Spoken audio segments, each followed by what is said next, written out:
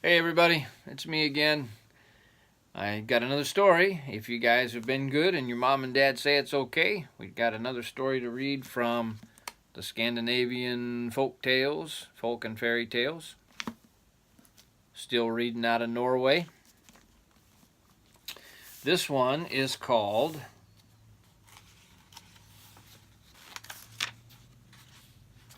The Giant Who Had No Heart.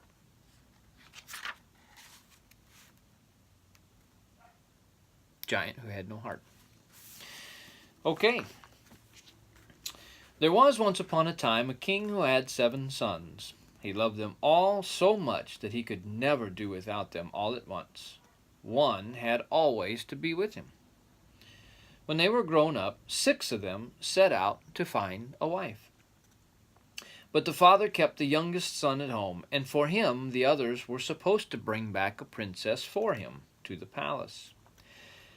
The king gave the 6 the finest clothes you ever set your eyes upon, and you could see the glitter of them a long way off, and each had his own horse, which cost many, many hundreds of dollars.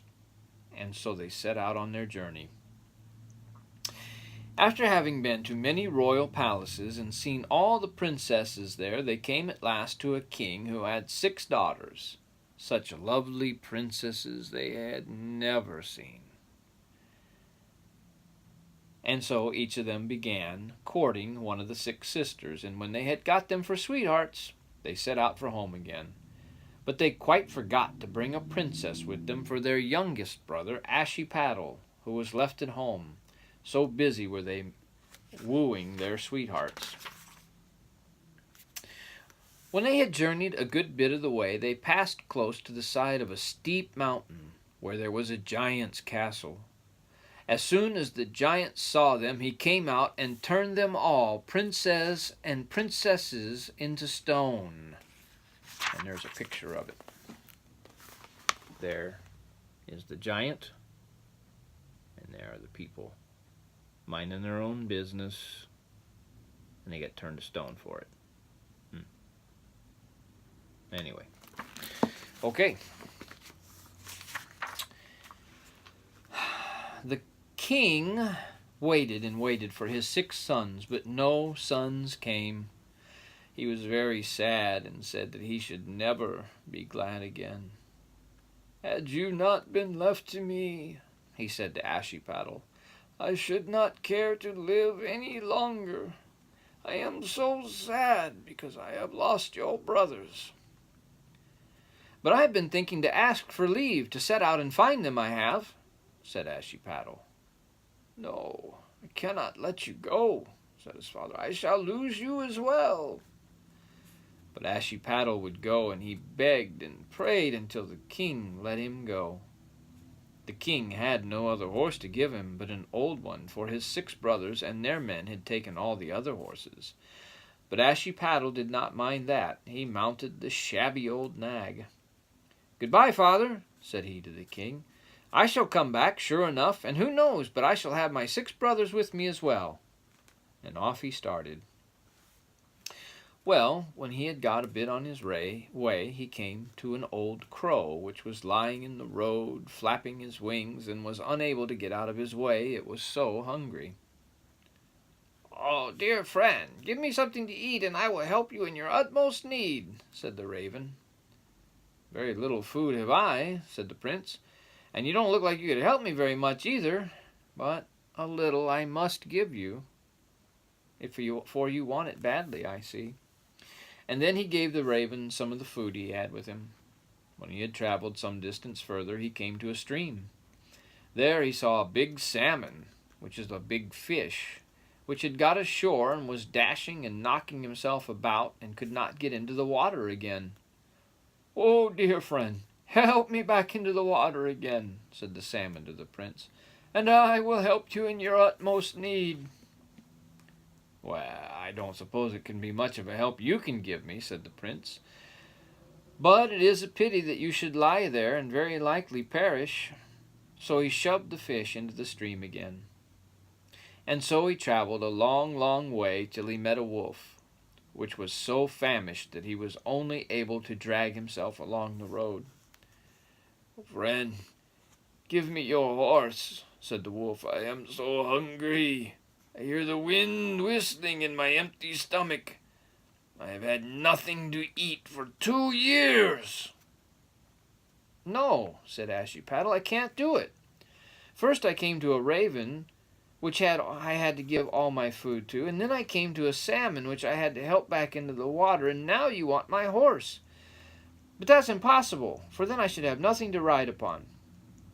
"Yes, yes, my friend, but you must help me," said the wolf. "You can ride on me instead. I will help you in your utmost need." "Well, the help you can give me won't be great, but I suppose you must have the horse then, since you are so needy," said the prince.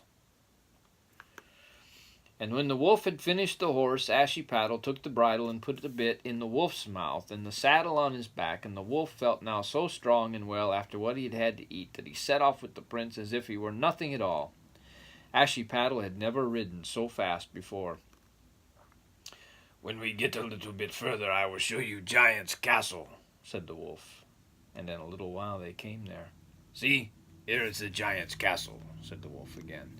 "And there you will see all your brothers, whom the giant has turned into stone.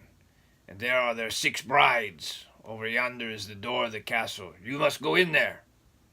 "I dare not," said the prince. "Giant will kill me." "Not at all," answered the wolf. "When you go in there you will meet a princess. She will tell you what to do to make an end of the giant. Only do as she tells you." Well, Ashiepattle went into the castle, but to tell the truth he felt rather afraid. Yeah, no kidding. When he got inside, he found the giant was out, but in a chamber sat the princess, just as the wolf had said. Such a lovely maiden Ashiepattle had never seen before. "Good heavens! What's brought you here?" said the princess, as soon as she saw him. "It's sure to be your death. No one can kill the giant who lives here, for he hasn't got any heart." "But now that I'm here, I suppose I'd better try my strength with him," said Ashiepattle. "And I must see if I can't release my brothers who are standing outside here, turned into stone. And I will try to save you as well." "Well, since you're going to stay anyway, we must try and do the best we can," said the princess. "You must creep under the bed over there and listen well to what he says when I speak with him. And be sure to be as quiet as you can." So Ashiepattle crept under the bed, and no sooner had he done so than the giant came home. "I smell humans here," shouted the giant. "Yes, there was a visitor, but I sent him away as soon as I could. But I guess the smell doesn't go away very soon." So the giant said no more about it, and when evening came they went to bed. When they had lain a while, the princess said, "There is one thing I wanted to so very much ask you about, if only I dared." "What can that be?" asked the giant. "I should so like to know where your heart is, since you don't carry it about you," said the princess. "Ah, that's a thing you needn't know anything about," said the giant. "But if you must know, it's under the stone slab in front of the door." "Aha, we shall soon see if we can't find that," said Ashiepattle to himself under the bed. The next morning the giant got up very early and set out for the wood, but no sooner was he out of sight than Ashiepattle and the princess commenced looking for the heart under the door slab. But although they dug and searched all they could find nothing. "He has made a fool of me this time," said the princess, "but I must try him again." So she picked all the prettiest flowers she could find and threw them over the door slab, which they put back in its right place again. When the time came for the giant to return home, Ashiepattle crept under the bed, and he had scarcely got well under before the giant came in. "I smell humans again." "Yes, there was a visitor, but I sent him away as soon as I could. But I guess the smell hasn't gone away again yet." So the giant said no more about it, but in a little while he asked who it was that had been throwing flowers around the door slab. "Why, it was me, of course," said the princess. "What for?" asked the giant. "Well, you know I am so fond of you," said the princess. I couldn't help doing it when I knew that your heart was lying under there." "Nah," said the giant. "It isn't there, really."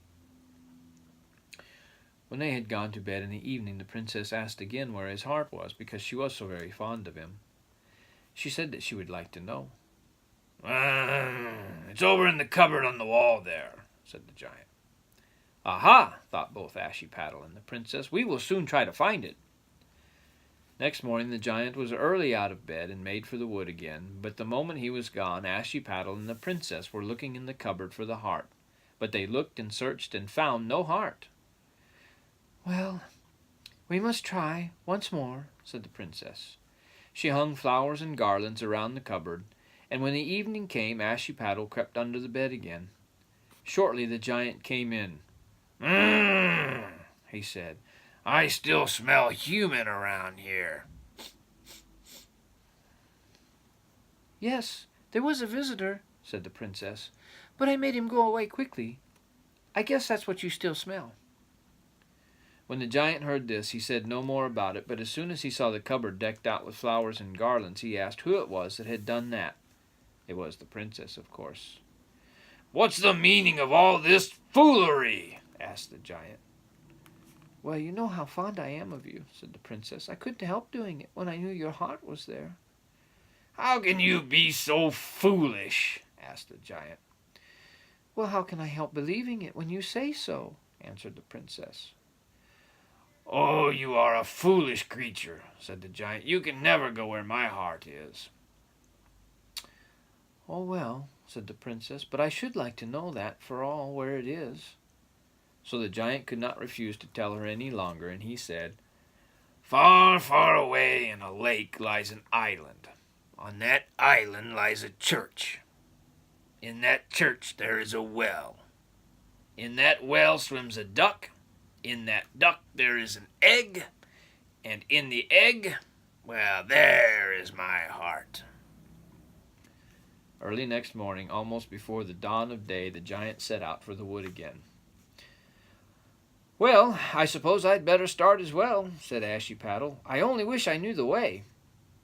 He said farewell to the princess for a time, and when he came outside the castle, there was the wolf still waiting for him. He told the wolf what had happened, and that he was now going to set out for the well in the church if he only knew the way. The wolf asked him to jump on his back. He would try to find the way, sure enough, he said, and away they went over hills and mountains, over fields and valleys, while the wind whistled about them. When they had traveled many, many days, they came at last to the lake. The prince did not know how he should get across it, but the wolf asked him only not to be afraid, and then he plunged into the water with the prince on his back and swam across to the island. When they came to the church, they found the key for the church door hanging high, high up on the steeple, and at first the young prince did not know how to get a hold of it. "You will have to call the raven," said the wolf, which the prince did. The raven came at once and flew up for the key, and so the prince got inside the church. When he came to the well, the duck was there sure enough. It was swimming about just as the giant had said. He commenced calling and calling, and at last he lured her up to him and caught her. But just as he was lifting her out of the water, the duck let the egg fall into the well, and Ashiepattle didn't know how to get it up again. "You had better call the salmon," said the wolf, which the prince did. The salmon came and fetched the egg from the bottom of the well. The wolf then told him to squeeze the egg, and as soon as Ashiepattle squeezed it, they heard the giant screaming. "Squeeze it once more," said the wolf. And when the prince did so, the giant screamed still more piteously and prayed so nicely and gently for himself he would do anything the prince wished, if only he wouldn't squeeze his heart to pieces.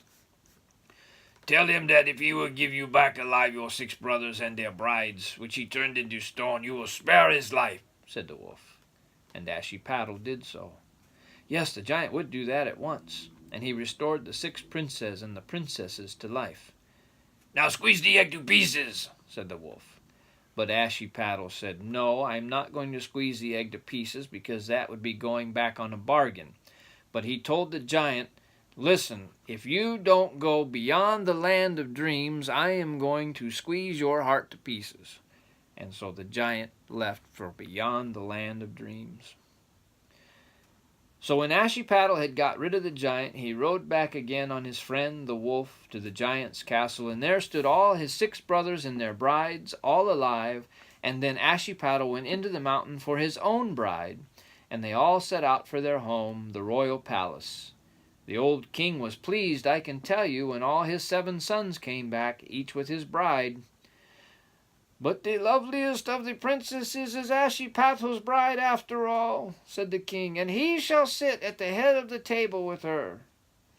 And then the wedding came off, and the king gave a grand feast which lasted for many a day, and if they have not done feasting by this time, well, then they're still at it.